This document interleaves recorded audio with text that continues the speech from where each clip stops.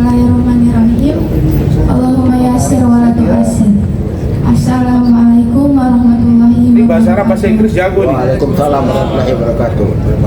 Surat terbuka kepada Bapak Prabowo Subianto. Perkenankan saya sebagai anak yang sangat menyayangi ayahnya menyatakan harapan saya yang dalam dari hati saya. Ayah saya Dr. Haji Rasman Arif Nasution SH SAGM PhD bukan hanya seorang advokat, tapi juga ayah yang hebat, kuat, dan selalu mengajarkan kami kejujuran dan keberanian dalam membela kebenaran. Saat ini ayah saya sedang menghadapi tuntutan hukum yang padahal bukti-bukti sudah jelas, pengakuan Iklim Hakim pun sudah terang. Sebagai seorang anak, hati saya teriris melihat perjuangan ayah saya yang seolah-olah diputarbalikkan oleh keadaan. Saya memohon kepada Bapak Presiden Prabowo Subianto sebagai presiden yang saya hormati dan percaya akan keadilan, agar hukum di dunia ini tetap tegak lurus. Saya percaya bahwa keadilan bukan hanya untuk orang yang lebih kuat dan lebih berkuasa, tapi bukti-bukti yang membenarkan ayah saya tidak dilampirkan oleh pihak kepolisian hingga ayah saya tersangka dan terdakwa sampai sekarang. Saya juga bertanya dalam hati, apakah etis seorang pengacara yang memamerkan gaya hidup bebasnya dan kontroversial di media sosial, sementara ayah saya yang membela kliennya dengan keras justru dihukum. Apakah hukum membela orang yang populer dan menghukum orang yang membela dengan nurani? Saya juga memohon kepada Ibu Majelis Hakim agar terbuka hatinya melihat dengan jernih dan adil. Saya percaya bahwa keadilan tidak dapat dibungkam oleh tekanan atau kekuatan. Ayah saya adalah ayah yang kuat dan hebat, tapi saya tahu di dalam dirinya ada kelelahan yang sangat mendalam. Sebagai seorang anak, saya hanya ingin melihat ayah saya bebas dan menjalani hidupnya dengan tenang dan terhormat.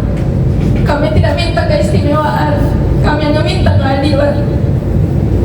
Untuk ayah saya, ayah tetap semangat dan kuat.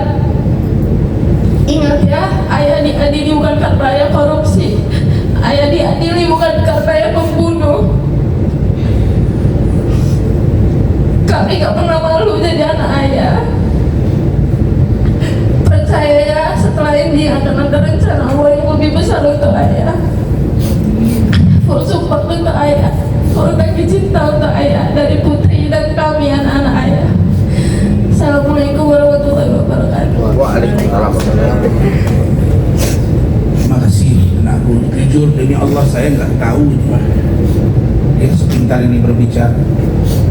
Yang Khalif juga ya, terima kasih nak, tetap berjuang. Mudah-mudahan Tuhan melihat dan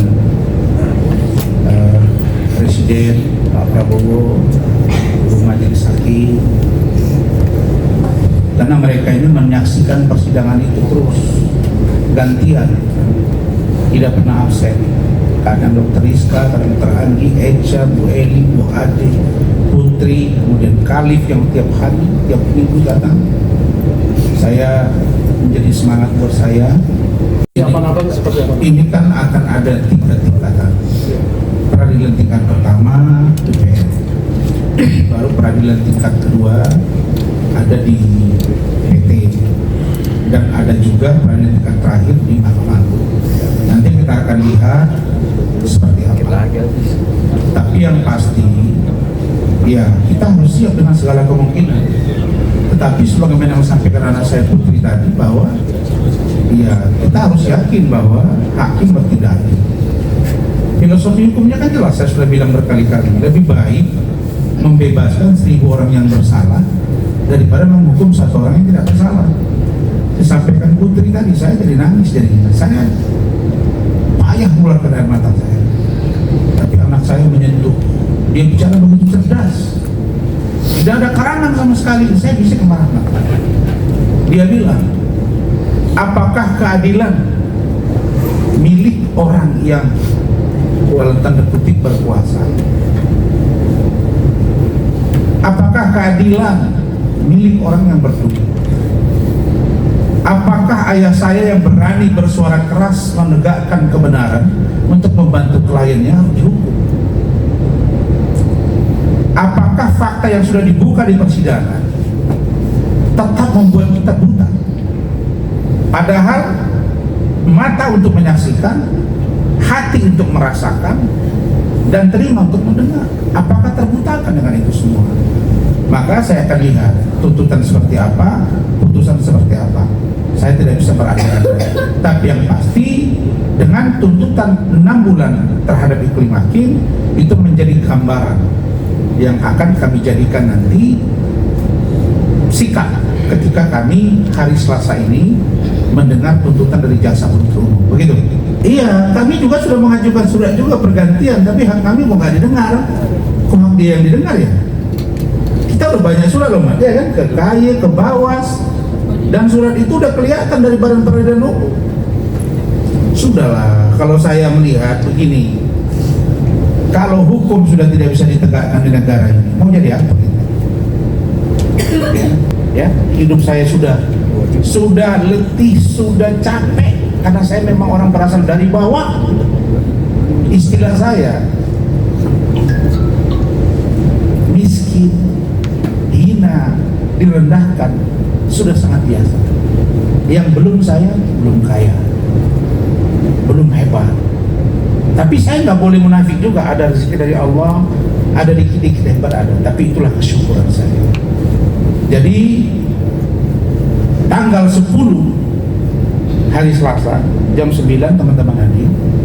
Persis pertarungan saya dengan Hormat itu memasuki bulan ke-40. 40 bulan, bro. Ferdi Sambo nggak nyampe setahun hilang kasusnya.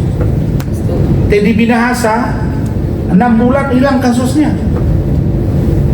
Hasto ini paling 6 bulan ini mah selesai.